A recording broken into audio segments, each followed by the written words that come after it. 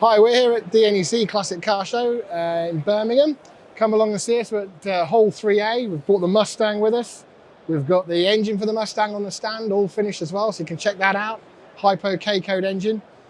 We've got this up on stands and mirrors underneath it, so you can see all the paint that we've done underneath. Around here, we've got a Porsche 911 engine for the Singer recreation that we're building. That's all been finished now. You can have a look at that and check that out and talk to us about Porsche engine builds.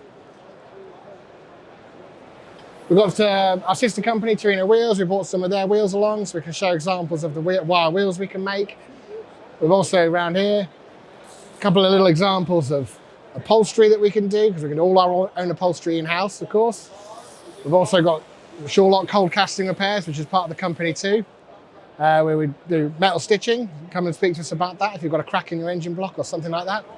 And then our painter Harry is here all day as well, so if you've got any paintwork questions or anything like that, you can ask him. I'm here a lot of today and all day Saturday and Sunday as well, so you can ask me any questions you want, mechanical or otherwise. Yeah, it'd be great to see you, so come along.